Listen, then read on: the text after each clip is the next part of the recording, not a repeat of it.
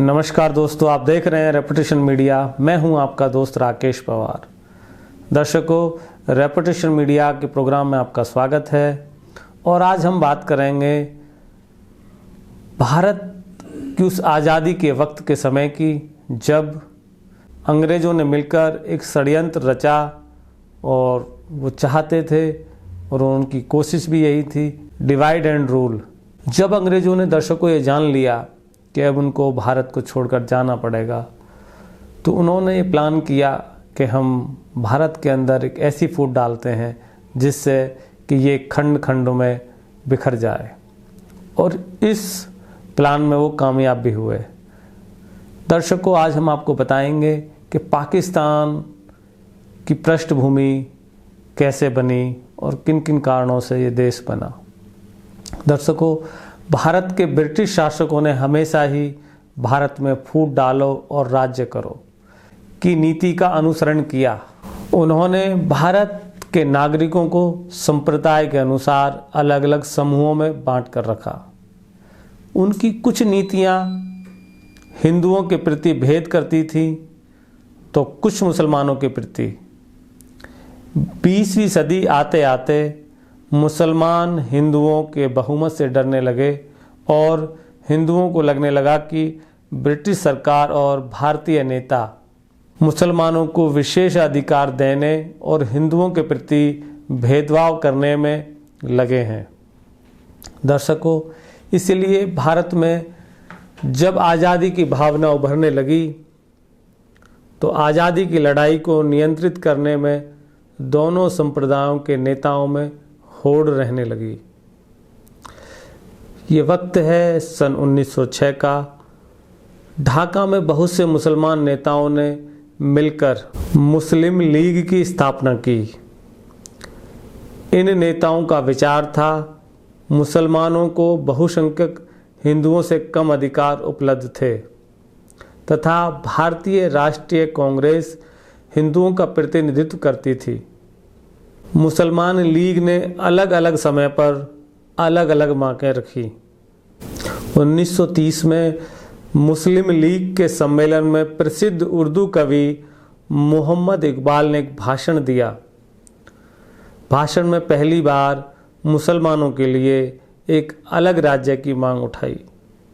दर्शकों, ये बात है 1935 में सिंध प्रांत की विधानसभा ने भी यही मांग उठाई। इकबाल और मौलाना मोहम्मद अली जौहर ने मोहम्मद अली जिन्ना को इस मांग का समर्थन करने को कहा। तो दर्शकों, इस समय तक जिन्ना हिंदू मुस्लिम एकता के पक्ष में लगते थे, लेकिन धीरे धीरे उन्होंने आरोप लगाना शुरू कर दिया कि कांग्रेस नेता मुसलमानों के हितों पर ध्यान नहीं दे रहे हैं।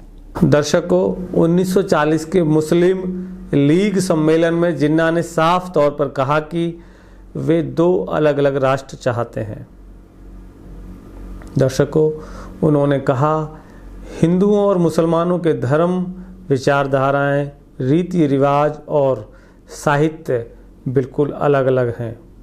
एक राष्ट्र बहुमत में और दूसरा अल्पमत में, ऐसे दो राष्ट्रों को साथ बांध कर रखने से असंतोष बढ़कर रहेगा और अंत में ऐसे राज्य की बनावट का विनाश होकर रहेगा। दर्शकों, हिंदू महासभा जैसे हिंदू संगठन भारत के बंटवारे के प्रबल विरोधी थे, लेकिन मानते थे कि हिंदुओं और मुसलमानों में मतभेद है। 1937 में इलाहाबाद में हिंदू महासभा के सम्मेलन में एक भाषण में विनायक सावरकर ने कहा था, आज के दिन भारत एक राष्ट्र नहीं है, यहाँ पर दो राष्ट्र हैं, हिंदू और मुसलमान। दर्शकों, कांग्रेस के अधिकतर नेता पंथ निरपेक्ष थे और संप्रदाय के आधार पर भारत का विभाजन करने के विरुद्ध थे। महात्मा गांधी का विश्वास था कि हिंदू और मुसलमान साथ रह सकते हैं और उन्हें साथ रहना चाहिए। उन्होंने विभाजन का घोर विरोध किया। उन्होंने कहा, मेरी पूरी आत्मा इस विचार के विरुद्ध विद्रोह करती है कि हिंदू और मुसलमान दो विरोधी मत और संस्कृतियां हैं। दर्शकों, ऐसे सिद्धांत का अनुमोदन करना महात्मा गांधी के लिए ईश्वर को नकारने के समान था।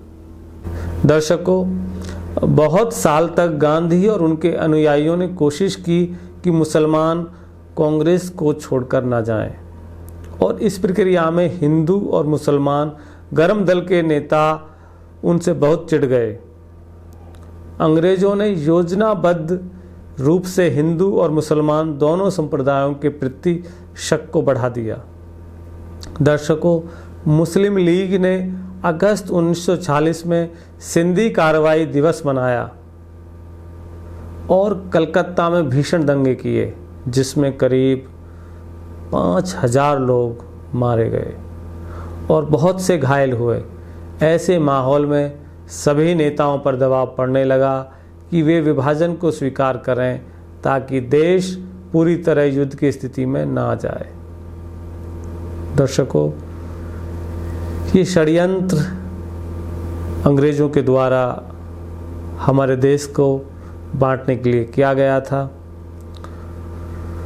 ये बड़ी ही विचित्र स्थिति थी उस समय के नेताओं की, उस समय के बुद्धिजीवियों की। तो दर्शकों, आज के प्रोग्राम में बस इतना ही। आप देखते रहें रेपुटेशन मीडिया। मैं हूं आपका दोस्त राकेश पवार। नमस्कार।